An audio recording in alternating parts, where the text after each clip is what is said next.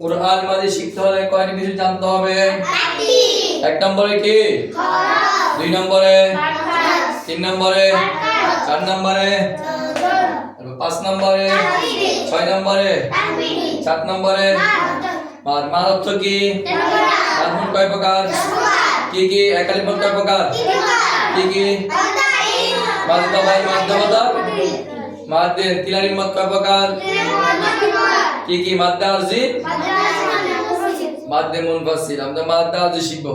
বলো মাদ আরজির পরিচয়। মাদ হরফে বামে হরফে ওয়াকফ হইলে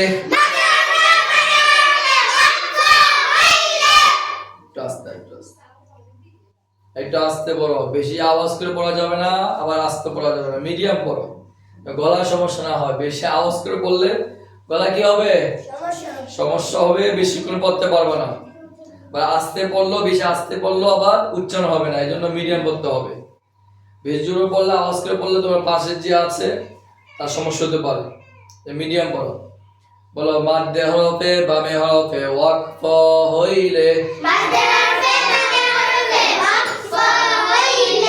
তিন আলিফ টানিয়া পড়িতে হয়,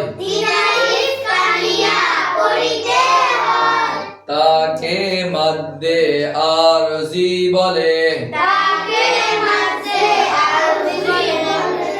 যেমন আউযু বিল্লাহি মিনাশ শাইতানির রাজিম।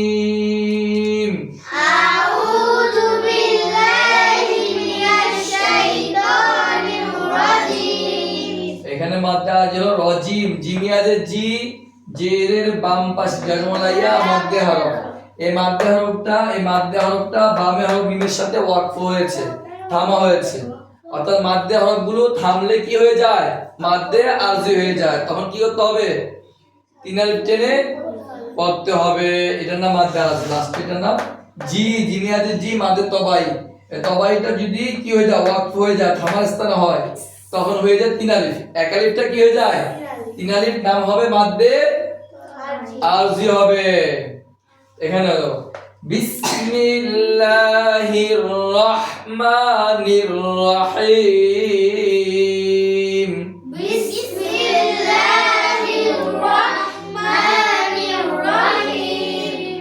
রহিম এটা কি মাদ্দে আরজি। মাদ্দে কি হবে?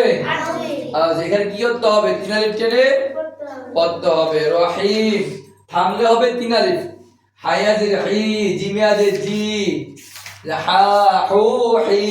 এই হিটা মাদ্দে তবাইতে যদি থামা হয়, ওয়াকফের সময় ওয়াকফ করা হয়, অন্য একটা হরফ বসে, তখন মাদ্দে আরজি হয়ে যায়। হ্যাঁ,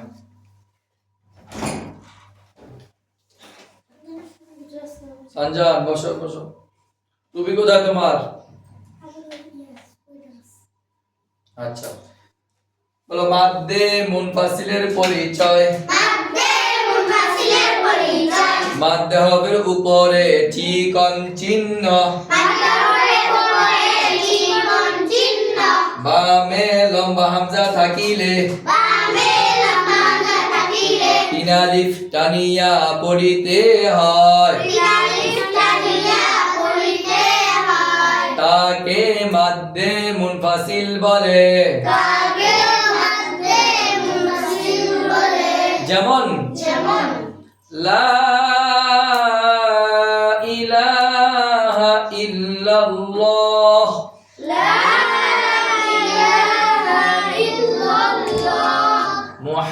মুহাম্মাদুর রাসূলুল্লাহ।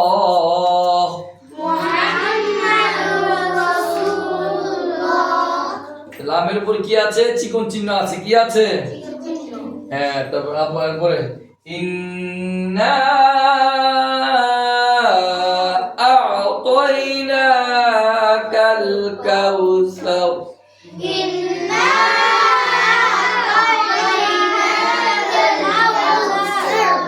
কাল কাউসার। এই ইন্নার উপরে যে চিকন চিহ্ন আছে, এটা থাকলে কি করতে হবে? তিন আলিফ টেনে পড়তে হবে। যেখানে দেখো কোরআন মাজিদের, কোরআনুল কারীমের যেখানে দেখো সেখানে কি করতে হবে? এই ধরনের চিহ্ন থাকলে যার উপর থাকবে তাকে কি করতে হবে? টেনে পড়তে হবে। আদন না বা তাকাবে দিকে, কথা বললে তাকাবা। উল্টা পাল্টা করে। আব্দুল্লাহ, এটা কয় আলিফ টান হবে? এটা চিহ্নটা 3 আলিফ যেখানে থাকবে সেখানে কি করতে হবে? 3 আলিফ টেনে পড়তে হবে। তো আমরা আজকে কি শিখলাম? 3 আলিফ মদ কয় প্রকার? 2 প্রকার। মাদ্দে আরজির পরিচয় শিখলাম, মাদ্দে মুনফাসিলের পরিচয় শিখলাম। আর বাকি আছে আমাদের 4 আলিফ মদ 5 প্রকার। আমরা 1 প্রকার শিখলে ইনশাআল্লাহ বাকিগুলো হয়ে যাবে। 4 আলিফ মদ 5 প্রকার মধ্যে আমরা সংক্ষিপ্ত 1 প্রকার শিখব ইনশাআল্লাহ। মাদ্দে মুত্তাসিল শিখলে হয়ে যাবে ইনশাআল্লাহ। ঠিক আছে, তোমরা পড়া শুরু করে দাও।